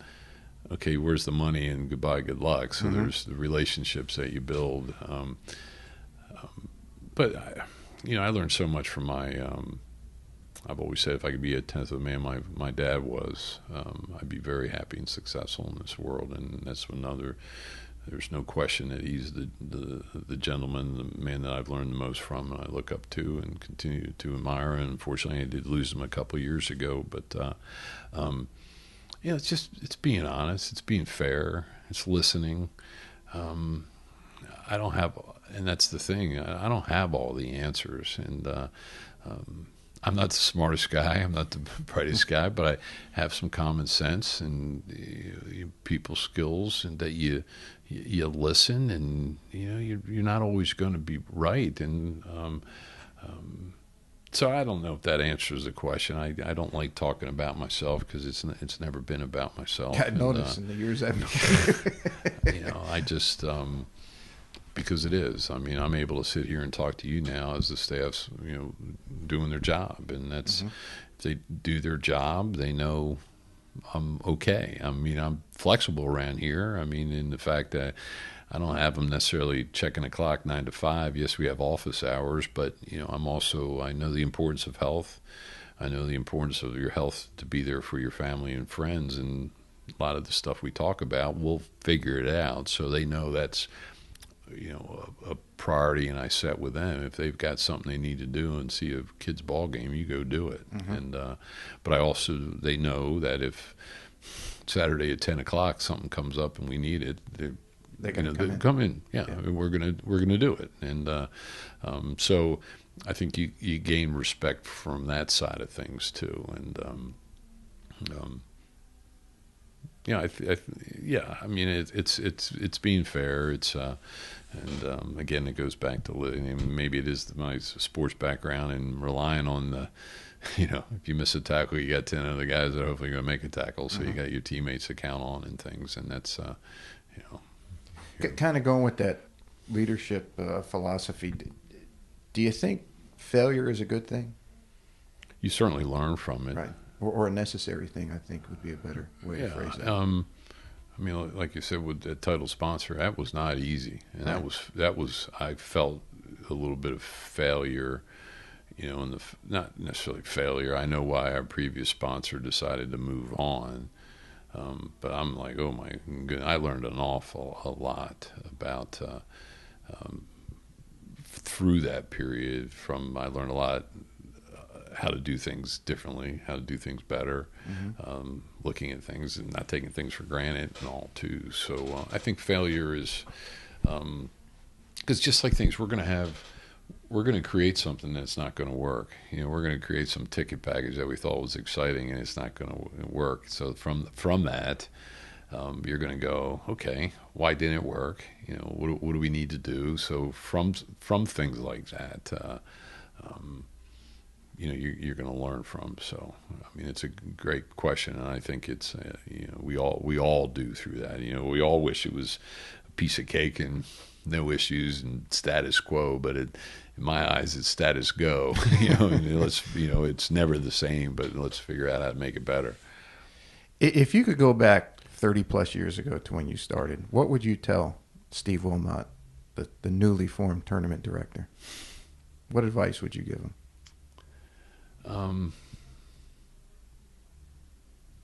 I would never have thought I would. I honestly thought I would be here. It was when CPA was going bankruptcy. I thought I'd be here, 10 months, and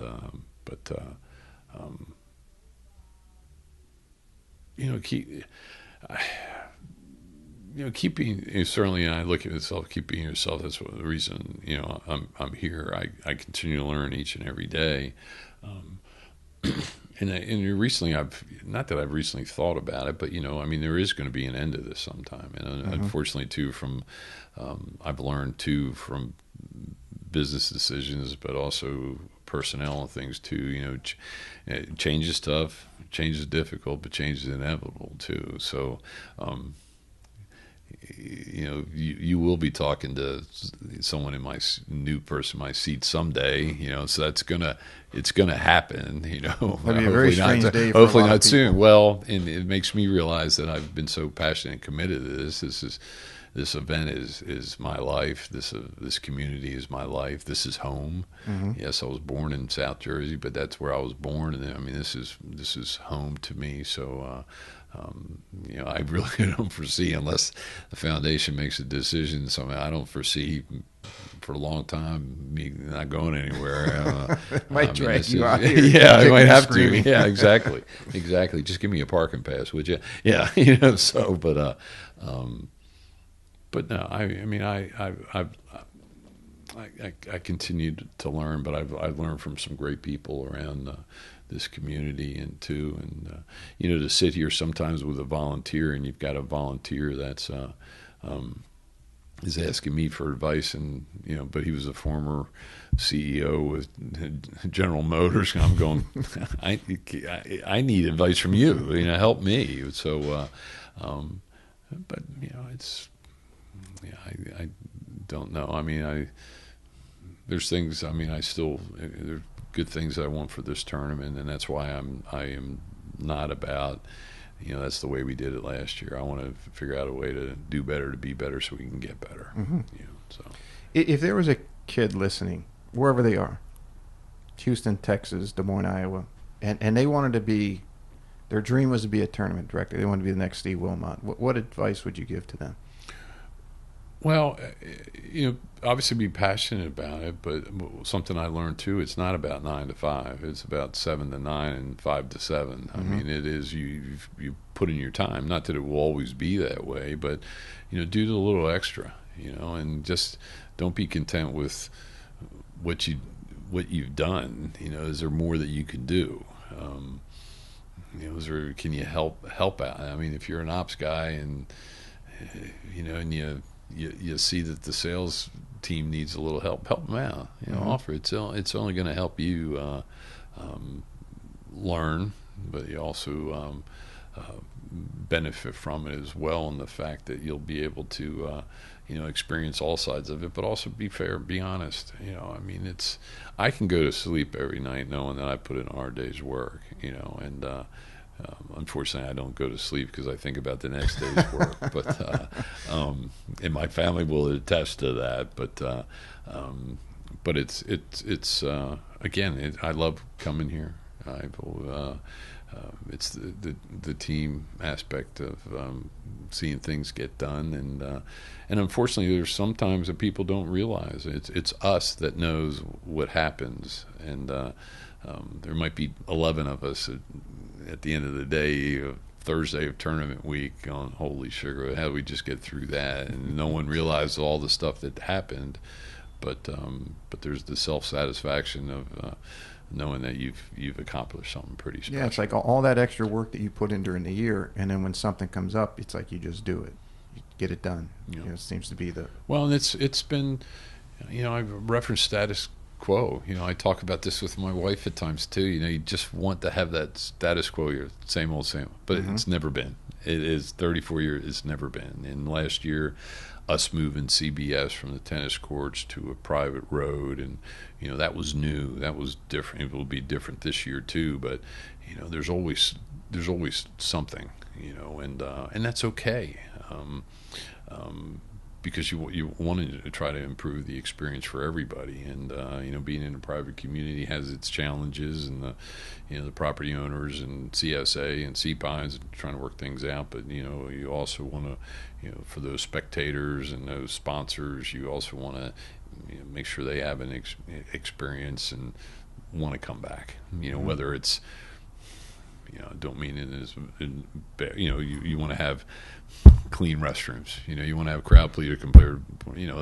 That adds to the experience. And of course, it's the buses. Yeah, we could skim back. We want to have enough buses. We want that experience to be good too. There's so many things that need to happen before anybody even gets to the golf tournament. Hopefully the ride in was good, and hopefully they got through security, and hopefully they got on the bus okay, or they got to their condo and they checked in okay, and the condo was clean, and then they get here and there's so many things, and then they get to the tournament. And so we work on all those things too, so that we want someone here being ready to go. I'm at the tournament instead of going, oh gosh, that bus line was terrible and I'm miserable and I had to wait. So we continue to look at those things to try to make the experience better for all. So yeah. What do you want your legacy to be?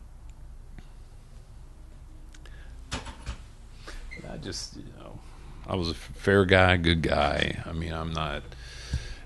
I think you checked those already. Well, again, it's difficult for me with these things and to think. I mean, I guess it is pretty amazing. I mean, hearing Tiger talk this week about 82 wins, he realizes too that's a lot. And then you sit here going 34 years of tournament, and that doesn't happen often. A lot of people don't stay in a career that long or the same career. No, I've been blessed and fortunate. So I don't no, I hope I have some golf privileges. And, I wouldn't be able to afford it, so I'll hopefully see what happens there. But no, I this is this event means so much to so many people, and if I've been able to provide a wonderful experience for whether it is for the spectator, but also for the students, the scholars, and all the charities that have benefited too, then I want it to be a win-win-win for everybody. So. I think you've done a pretty good job. Well, thank you. What's next for the Heritage? I mean, can you divulge any plans? Or are they top secret, classified right now? No, I mean the thing we're truly working on is obviously renewal. We're at a point we've got two great partners. We want to continue to see where we can go with them.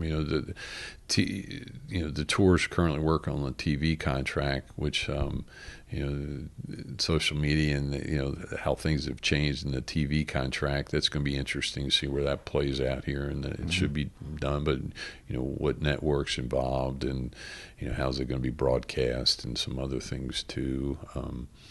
we continue to we're looking at our food and beverage operations offerings. We want people to be able to, I mean, not just a hot dog. Maybe it is shrimp and grits, and maybe it is a crab. Something that speaks to Low Country and a little Southern flavor.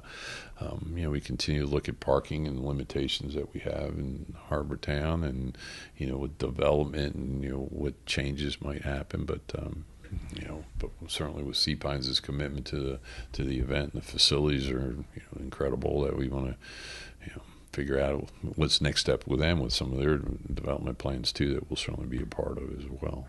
So, all right, you ready to wrap up a little bit? Do a few rapid fire, and then I can let you get back to your yes, absolutely doing great things. If you could have anybody's golf swing, who would it be? Oh, geez. Adam Scott. I think that would probably fall into most people's list. I'm not built like Adam, but I'm more like Daly's swing. But I'd say Adam's a really good one. Yeah. Any bucket list courses? There's a lot. I mean, the interesting thing is, I said, I grew up. I was a football, basketball, baseball player, so I wasn't even a golfer. And I grew up 20 minutes from Pine Valley, and I've never seen the property. It's just I wasn't into golf. My dad wasn't a golfer, so without question. But I can tell you, I love the game so much. I love being outside. I love, normally, majority of the time you're playing with people you want to play with, good people. And one of my favorite times is playing with my son. I mean, that is my favorite time. I don't care where it is, to be honest with you. Yeah, absolutely. But I like to go to Bandon Dunes and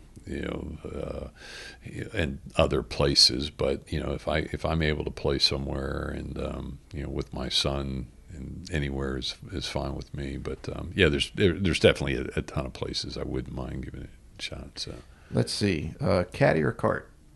I caddy if I can. I would love to. I couldn't there for a while. Now with a new knee, I'm back. I needed it's a great experience. I love just walking by myself at 9 holes by myself on a Saturday afternoon after watching a ball game or so, and the sun's going down, just to go out there and the exercise, obviously, but kind of take it all in.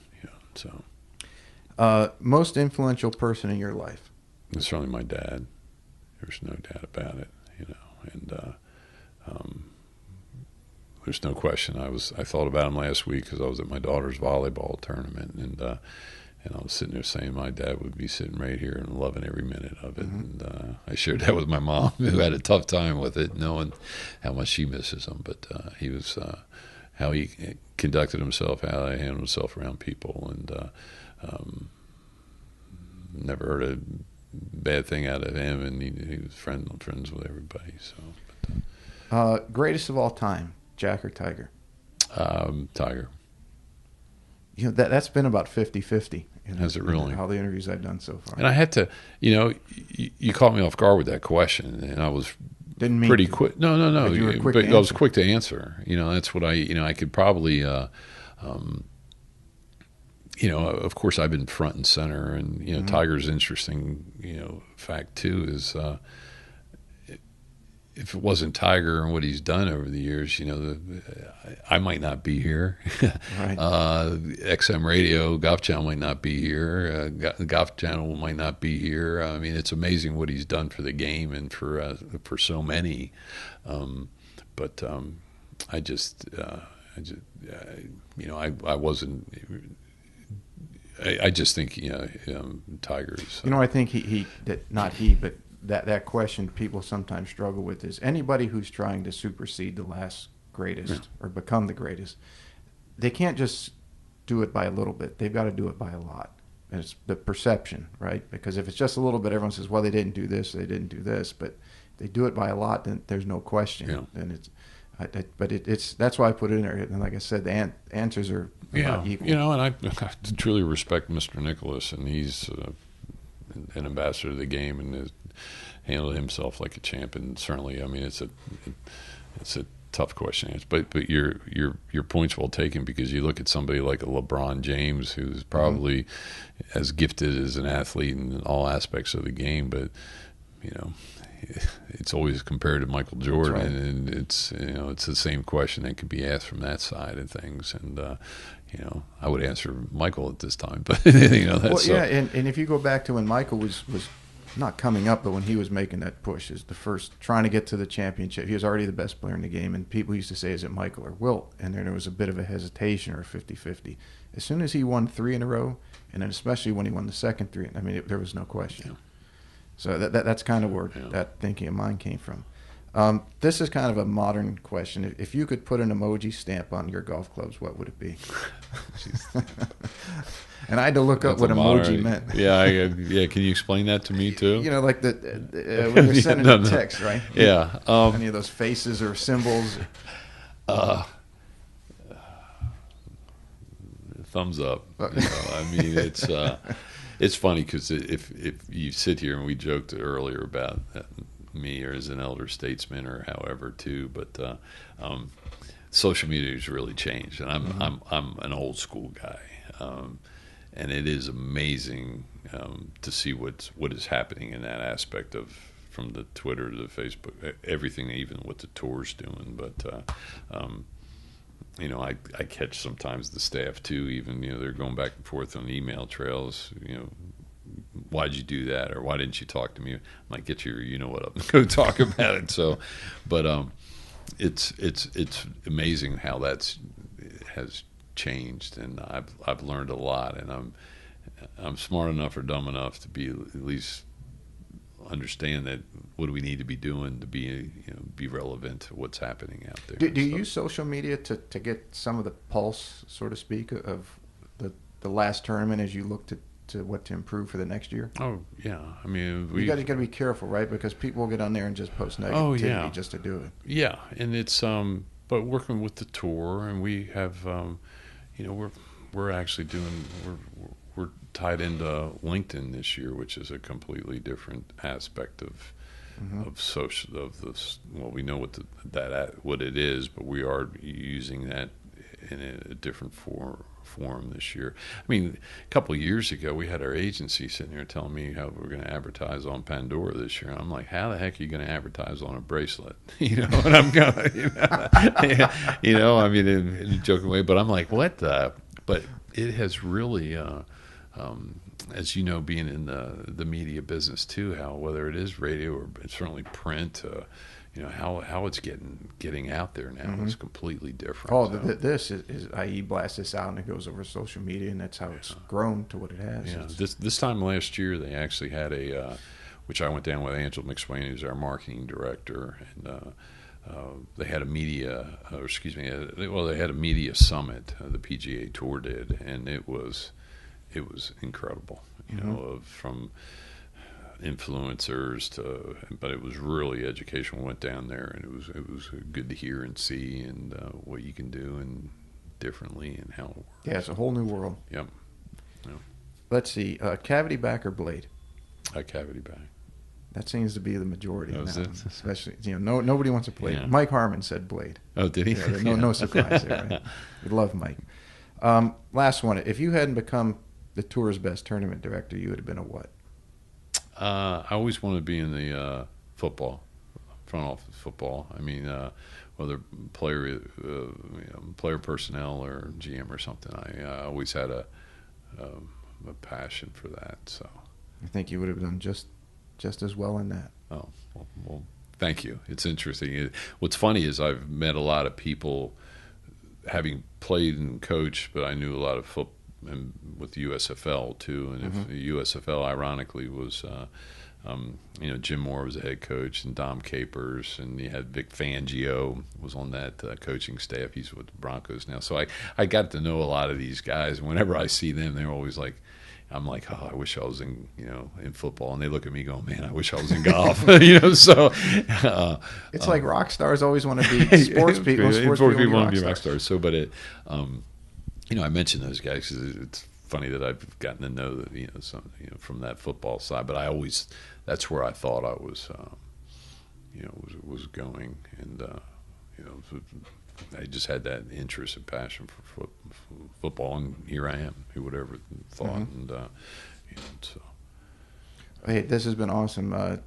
I hope that people who don't know as much about you after today get to know a little bit more about you and the tournament and the Heritage Classic Foundation. And you've always been so grateful with me and others with your time, and can't thank you enough for taking the time today. Well, thank you, and thank you for your support over the years too, and friendship. I mean, people don't, we met a long time ago, and and we're obviously friends now too today, and I appreciate it, and I appreciate what you're doing here too, and Golf 360. There's something to be said about it. So yeah, for sure. Cool. Thank you very much, Steve. No, thank you. All right, everybody. Thank you so much for listening to today's show.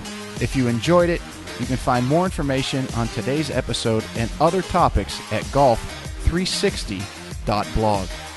There you'll find the show notes and links related to this episode, as well as any other episode that we've done so far to date. If you're interested in improving your game and would like to learn more from yours truly by taking a private lesson, a half-day or multi-day school, club or putter fitting, you can reach me through the blog site or by email, pete@golf360.blog. So some of you may be asking, what is the golf paradigm? All you have to do is click on the homepage while on my blog site to discover how you can start playing better than you ever thought possible. Or you can simply sign up, again, on the blog page for my instructional videos where I give regular tips on all areas of the game to include the swing, club design and fitting, health, fitness and nutrition, the mental aspects, and equally as important, the integration of all those things together. I'm also on social media, and you can find me at The Golf Paradigm. That's Paradigm, and I'm on Facebook, Instagram, and Twitter. And don't forget to subscribe to my YouTube channel, also under the same name, The Golf Paradigm. Facebook is usually the best way to reach me for questions and or comments, and I look forward to hearing what all of you have to say.